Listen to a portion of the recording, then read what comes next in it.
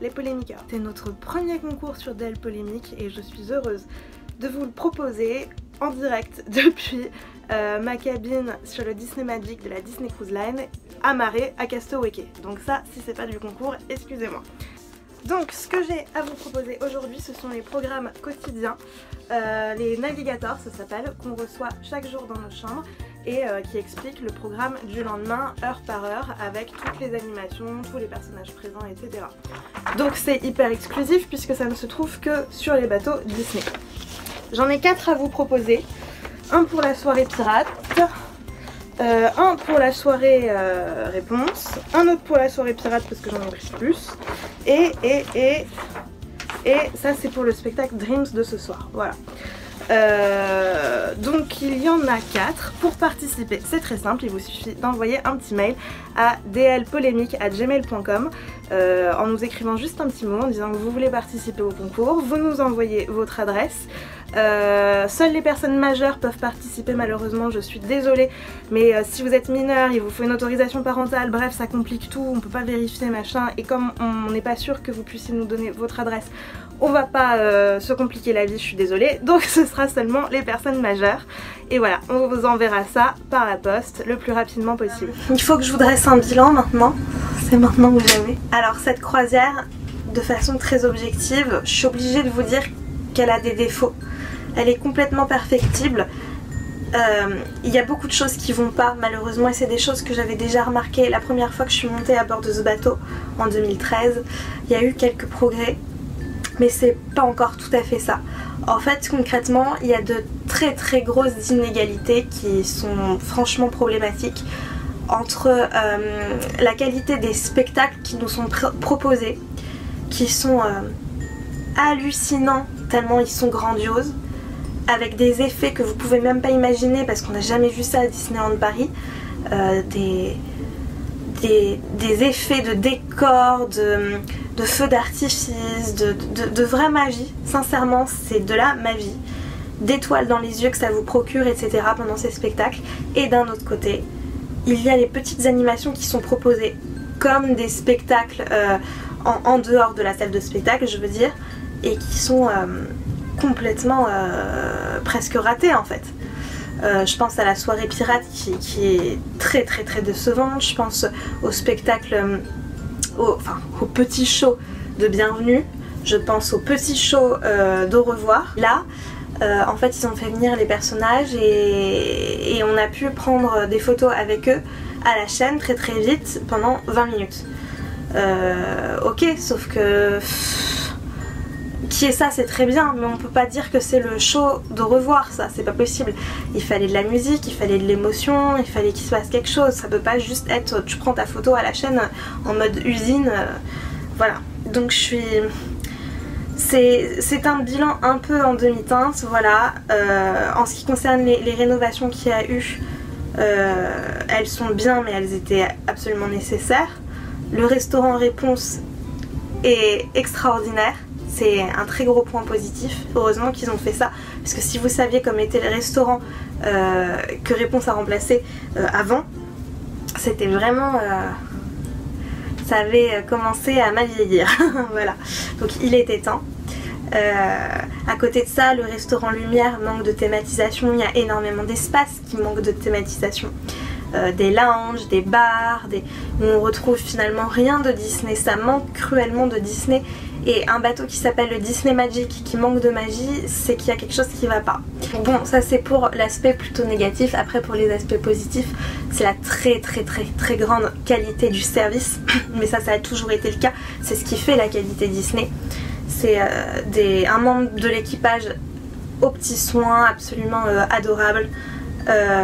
Plein de petites attentions, des sourires, on rentre dans sa chambre le soir, on a un petit mot d'un employé qu'on a rencontré au cours de la journée.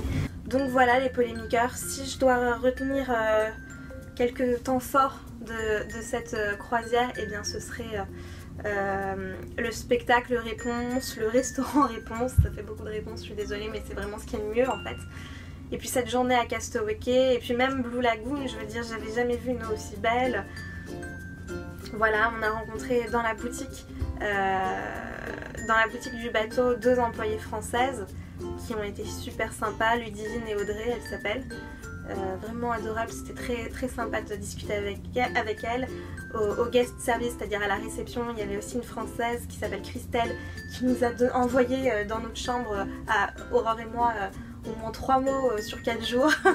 Donc avec aussi une petite sucrerie ce soir en forme de tête de Mickey.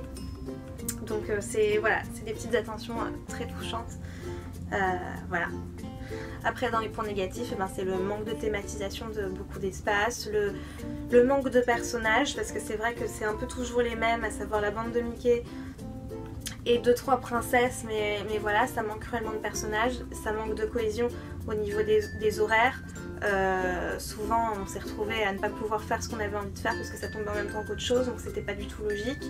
Le manque d'animation. Et puis bien sûr, un gros point positif, c'était le partage de ce voyage avec Aurore qui a été absolument formidable. C'était une très très bonne expérience. Aurore a certainement été plus critique que moi parce que même si je suis absolument d'accord avec beaucoup de choses qu'elle m'a dites sur des défauts de cette croisière, je sais pas pourquoi, je sais pas d'où ça vient, mais moi j'adore en fait. Je suis complètement addict aux croisières Disney, à la Disney Cruise Line. Même si je vois ses défauts, même si ça m'énerve, même si... J'adore ça. Et à chaque fois que j'aurai l'occasion de partir, si c'est encore possible, évidemment, j'irai mais les yeux fermés. Je suis complètement fan de ça en fait. Si vous avez envie de faire une croisière Disney et que vous voulez avoir des conseils sur tout ça, etc., n'hésitez pas à m'écrire. Je vous répondrai du mieux que je peux pour vous renseigner là-dessus. Parce que c'est vrai que selon le bateau qu'on choisit, on ne vit pas du tout la même expérience. Voilà. Un dernier mot, les polémiqueurs. En 2012, j'ai découvert la Disney Cruise Line et je ne sais pas par quelle magie j'ai pu faire une première croisière sur le Disney Fantasy aux Caraïbes. 2013, tombée folle amoureuse de la Disney Cruise Line, je suis repartie cette fois toute seule sur le Disney Magic en Méditerranée. Puis j'ai fait une pause et là quand Aurore m'a proposé de partir avec elle, en tout cas qu'elle m'a dit qu'elle partait et que moi je me suis incrustée, c'est plutôt ça la réalité, je suis repartie sur le Disney Magic aux Bahamas. À chaque fois, les polémiqueurs, le seul point commun dans ces 3 voyages, c'est que j'ai fait un rêve, j'ai rêvé d'y aller. Et j'ai fait en sorte que ce rêve se réalise.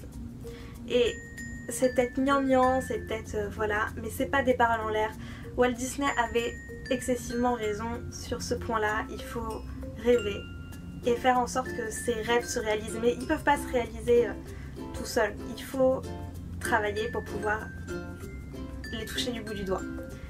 Et quand vous y arrivez, vous ressentez une immense fierté et un immense bonheur parce que vous avez atteint votre objectif.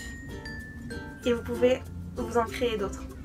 Mais surtout les polémiqueurs, rêvez, rêvez, rêvez. Et toute votre vie doit être menée de façon à ce que vous réalisiez ces rêves. C'est comme ça que je fais et c'est comme ça que j'ai toujours pu réaliser tous mes rêves actuels. Voilà, c'est mon conseil pour terminer ce vlog. J'espère que ça vous a plu. Dans quelques semaines, vous allez pouvoir voir aussi le blog de PixieTubeuse, donc Aurore, avec qui je suis partie, qui sera donc publié bien après le mien. Je vous invite à aller le voir parce que elle aussi elle a son point de vue, elle aura peut-être des images en commun avec les miennes. Mais en tout cas, ça vaut le coup d'aller voir, je vous le garantis, parce qu'on aura 2 points de vue différents. Voilà. Les polémiqueurs, à très bientôt et n'oubliez pas de rêver votre vie en couleur, c'est le secret du bonheur.